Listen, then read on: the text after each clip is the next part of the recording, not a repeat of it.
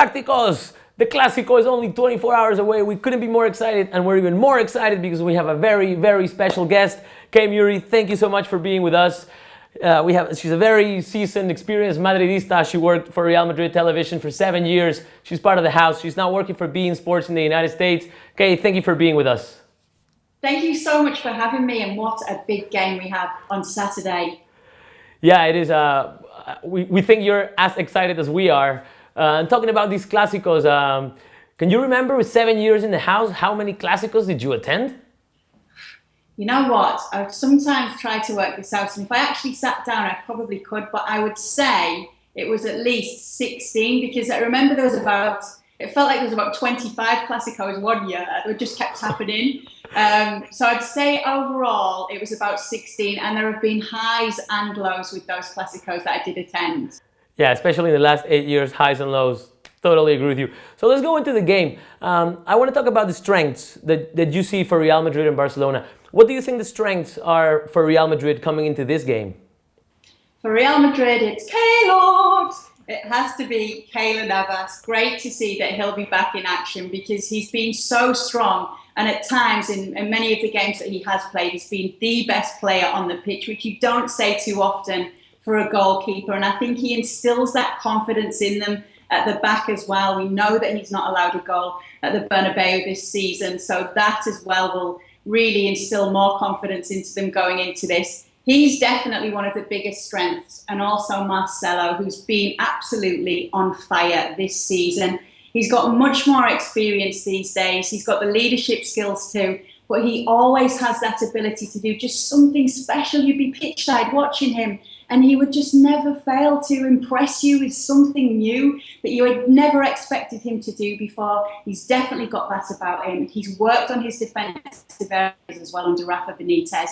He will be a huge strength, and it's hard to look past Cristiano Ronaldo. I know it's not been his season so much this year, but when he's on his game, and he usually is in Clásicos, then he is lethal. I have to say, I was not expecting that answer, but I totally agree with you. Keylor Navas and Marcelo will definitely be something that we can count on. What about Barcelona? How do you see? What do you see Barca's strengths are for this game?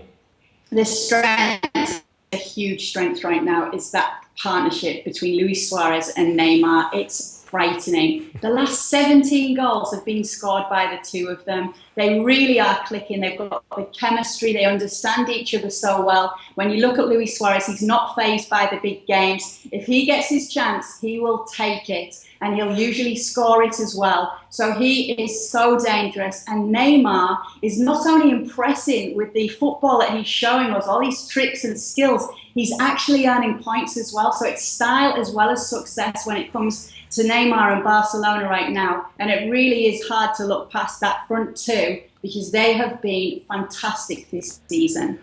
It is true. I have to agree with you there too. And let's hope they don't perform as well tomorrow. Let's talk about weaknesses now. What do you think are Real Madrid's weaknesses coming ahead of this Clásico? Real Madrid's weak point, as much as Cristiano Ronaldo is a strong point too, his tristeza is a weak point. Cristiano Ronaldo's sadness. We hate to see Cristiano this way, but it's evident that he's not very happy right now. Now, whether that's because he's not quite scoring the goals he usually does, which by his standards are not as good as usual, but still fantastic for any player, or whether that's because the rumours are to be believed that he doesn't like playing under Rafa Benitez, and he doesn't like playing the more advanced position that he is playing, well, that remains to be seen. But what does have to happen is the chemistry has got to return to that front line for Real Madrid. And Cristiano Ronaldo has to be enjoying his football again. Now, there are rumours that some of the big names, or the heavyweights in the dressing room, spoke to Rafa Benitez in a private meeting this week to talk about how they wanted to play more attacking football. Now, there are a few reasons why those rumours could be doubted, but if they did happen, you can understand why the team would ask for that. There are a few moments when you think that Rafa Benitez may have been a little bit too pragmatic with Real Madrid and their style of play, and we see the best of them when they're allowed to go all-out attack. That's when they're their most dangerous. So whatever it takes to make Cristiano Ronaldo happy, then please make sure it happens, because a happy Ronaldo is a happy Real Madrid. I totally agree with you there. Again, let's talk about Barcelona's weaknesses. What do you think could be their weak points for this game? It might sound a little bit harsh from me because they've had 4 clean sheets in the last 4 games and they definitely needed to tighten up in that area, but the defence is just still a little bit suspect. And in a game like this, any mistake they make with a forward line like Real Madrid's, they can be punished. So I think that's something to look at. On top of that, and there are definitely some players in the Real Madrid squad you can say this about too, but on top of that, if you look across that back line, let's assume it's Alves and Alba at full-back and Piqué and Mascherano in the centre of defence. That's a backline that are prone to being a little bit hot-headed as well. So when it comes to sending off, you can look to that backline and, you know, they are players that can be riled up very easily. With Piqué as well, when he's on his game, he's fantastic, but he does have the tendency to lose focus too. So if he can keep his head and keep his cool, then things will be a lot better for Barcelona. But I'm still not too confident in that Barcelona defence just yet.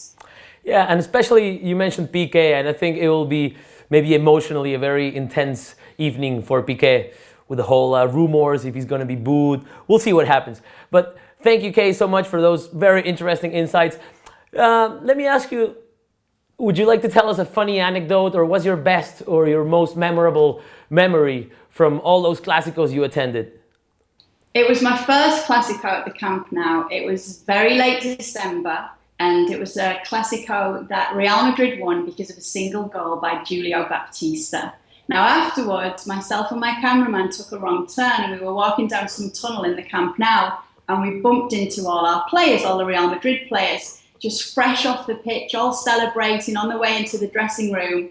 And when they saw us, they gave us all these big hugs, which sounds great, but it's not so great when they've been playing 90 minutes of football and they are absolutely drenched. So if you are going to be covered in sweat, better it be the sweet must of Clásico victory sweat by that team that Real Madrid was at the time. It was a brilliant memory, and it's one that I won't be forgetting very soon. It's very poetical how you put that experience into words. You know, the sweat of victory is very beautiful and very funny. And to finish, what do you think is going to happen? What's your prediction for this game? Well, I'm not too sure. I actually think this is going to happen, but I am always positive. So I'm going to go for a Real Madrid win. I know a lot of the bookies are as well. I think that this is a game where it will come together, where they'll bounce back. They'll come back from that international break strong. And this really could be a kickstart for the chemistry working for the team and good results to follow again after that loss against Sevilla before we did go into this little break. So I'm going to go Real Madrid 2, Barcelona 1. Thank you, Kay, so much for being with us. It's been an absolute pleasure. Galacticos, make sure to follow Kay Murray on Twitter at KLMurray.